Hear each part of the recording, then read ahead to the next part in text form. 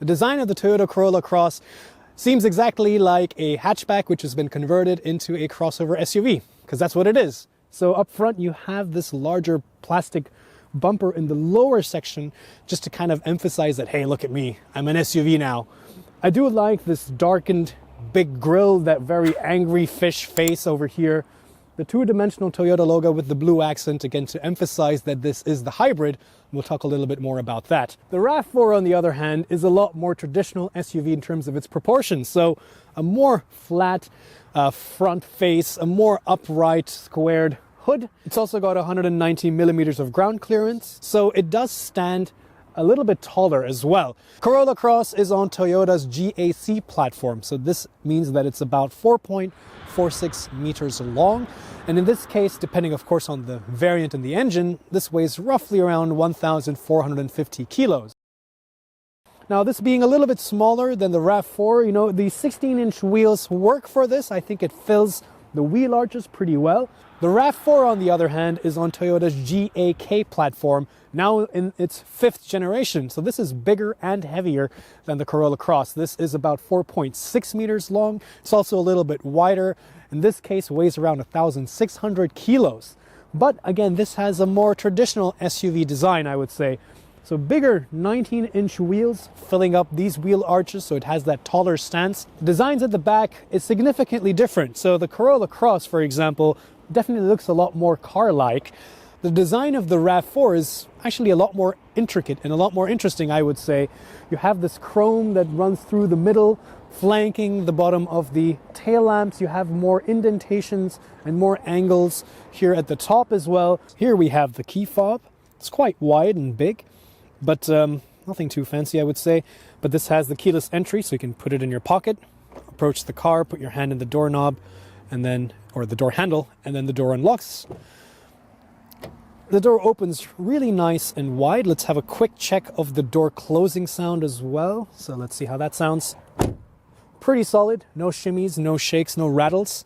So again, Toyota's build quality, definitely something that you can be sure of. The materials here are pretty soft. However, this entire door panel is a bit too monochromatic, I would say. Shifting our attention to the seat. So this current seat option that we have here is nice because I like this fabric material, especially in cold days like this. When you sit inside and turn the seat heater on, it gets warmer much faster. It feels a lot more nice, especially in cold temperatures. Let's get inside. Really easy thanks to that slightly higher ground clearance, this tall body. So getting inside is really nice. The seat is fairly wide, or should I say it's medium, it's sufficient. It's not narrow, but it's not too wide. So I would say for somebody of my build, it doesn't feel too narrow. The visibility is pretty good. Right, so let's take a look at the steering wheel. Really nice. You also have a heating option for the steering wheel, which I am loving today because it's super cold outside. So one of the main talking points is, of course, we have a new digital instrument cluster here, which looks really nice. And especially if you change between the driving modes, you get this lovely animation. See, now we're in power, now we're in eco. So I do like this. It looks a lot more modern. And if you know anything about Toyotas, you know that they are not the quickest to innovate. So definitely this feels new gen compared to some of the other Toyotas, including the RAV4, which you'll see in a minute. The screen itself is a little bit customizable, so you can choose the different information that you would like to have on either side. New touchscreen system with new tech. It looks and feels very slick, very nice compared to other systems, and of course systems within Toyota of the past. Yeah, I would say that's pretty quick to react. Down here you do see that there are only a couple buttons. There are no knobs for the volume control, and more buttons down here as well. So fantastic combination of touch and physical buttons. For here you see the steering wheel heating and the seat heating buttons, a USB charger, and down here you have an inductive charger as well. Drive mode selector to shuffle between eco, normal, and power. You get the EV only mode button over there. Electronic parking brake, a couple cup holders, and a armrest with a 12-volt power socket. This armrest doesn't feel that well built though. It's a little bit rattly, but at least it feels like it's going to last a long time. Let's check the back seat. Sitting inside here, it definitely feels a little bit cramped. It's not terrible. It's not like the CHR, but of course it's not that spacious.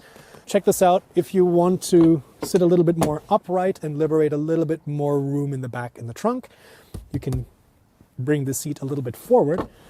Here's the key fob. Looks very similar to the Corolla Cross, but at least you have the RAV4 badging on the back. Also keyless entry. Let's test the door sound. Pretty solid. Not too much of a shimmy, a little bit, but on the whole, I would say it's definitely on the better side. I do like this nice bright blue cross stitching on the top. Soft materials here on the inside.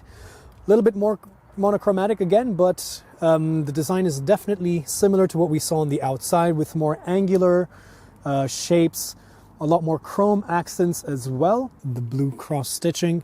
And right away, this feels like I'm actually sitting in an SUV, really upright. You know, I have a good view. I can see the hood till the edge. The Corolla Cross, on the other hand, the hood just slopes away very car-like. There's a really big overhang in the front. In fact, the windshield is so far ahead of you in the Corolla. Here it's very different. So the steering wheel looks very similar, like I said, part analog, part digital, which necessarily isn't a bad thing. However, the graphics and the overall layout and design definitely feels one generation older. While I do love the buttons, the graphics are really outdated. The actual screen size itself is not too big. And if you were to go to the reverse gear, of course the camera is a bit dirty, but the graphics are really, really, really bad. So I'm a little bit disappointed at this price point in this day and age. You need better graphics, Toyota. You need a better infotainment system. You know, these switches as well, they make a very hollow sounding click noise. I'm sure they will last a long, long time, but the overall quality and fit and finish just seems a lot more rudimentary and rugged versus sophisticated and finessed. So drive mode selector, electric parking brake. You also have the EV mode button, gear selector here. A couple beverage holders with nice spring-loaded sides as well. A armrest with a cubby hole with more USB sockets, a nice little tray. But again, if you give it the shake test, I would say that's a bit of a fail. Getting inside is also quite easy. The bench is a bit low, so you actually have to make sure you don't plop down. But plenty of knee room, a lot more than the Corolla Cross. Similar to the Corolla, you have rear air conditioning vents, and similarly also a couple USB ports down there as well. All right, take a look inside. So here we have 433 liters of trunk volume, which actually doesn't sound like a lot, but it's somehow usable. So again, for this size, I think this is very respectable. You do have some cubby holes on the side. It's a very wide open area. All right, let's look inside the RAV4. An automatic tailgate, but it's quite slow. But inside, you get 580 liters of boot space. So this is significantly more than the volume of the trunk in the Corolla Cross.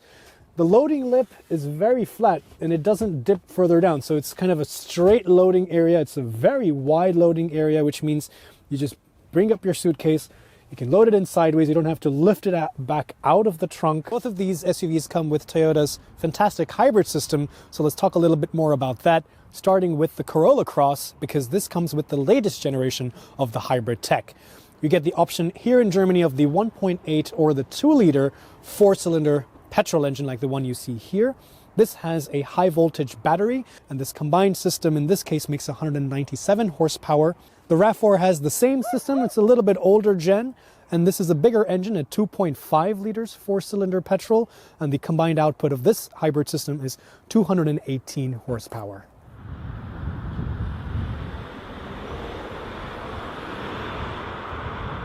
So now we are in the Corolla Cross. Let's start off with this.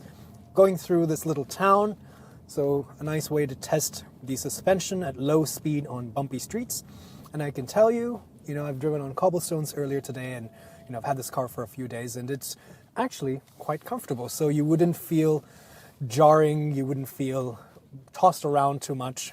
We're going over a couple speed bumps, so if I were not to slow down so much, you can tell that the damping is also very, very mature. So the suspension is actually a very nice system for the city. Now we're getting out of this little town, so let's go into power mode and see how it behaves around corners. Like already I can show you around that turn roundabout, body control is really well managed.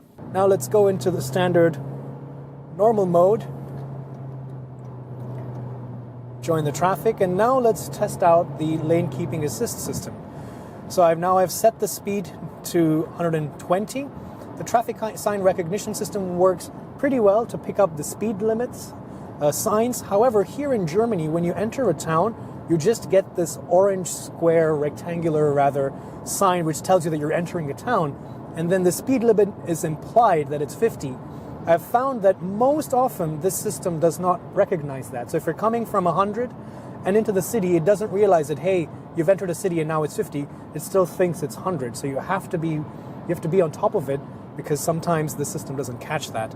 So we've been driving around for a while now, and even off camera, I've been driving this car for at least a day, and I've been getting an average of about 5.4 liters for 100 kilometers overall, which I would say is actually really good, considering that it's not just highway, but at 50% also within the city limits.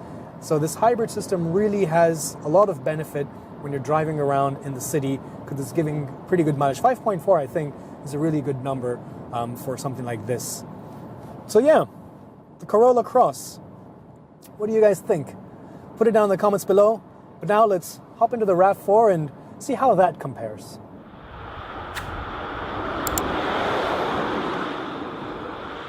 All right, now in the RAV4, going through the town yet again.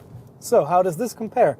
So instantly, I feel like I'm sitting in an SUV. So the Corolla Cross, yes, you can put your seat up higher and etc., but you still feel like you're sitting in a car. The minute you're here in the RAV4, instantly, this is clearly an SUV. But let's go to the radar cruise. Let us turn it on. And you can set the distance that you want it to maintain with the car in front, but it still has the same kind of eCVT. So that also means that if you put your foot down on the highway, it is going to have that rubber band effect, and we can test that out. It's not as bad, but it's still the same kind of rubber band effect. This 2.5 sounds a little bit deeper, has a deeper tone, but it's still not something that I would say sounds sonorous in a nice way, doesn't sound sporty. But yeah, overall this is a little bit quieter at speed than the Corolla Cross. The wind noise is definitely a little bit lesser. The engine drone is also a little bit lesser. The Corolla Cross starts at around 40,000 euros here in Germany, but this particular version that we have is around 45,000 euros. The RAV4, on the other hand, starts at around 45,000 euros, and this particular version is around 52,000 euros. So put it down in the comments below what you guys are looking for. If you're in the market for one of these two, tell me what's important to you. Let's have a conversation. And thanks for watching. Subscribe if you're new here, and I'll see you guys next time.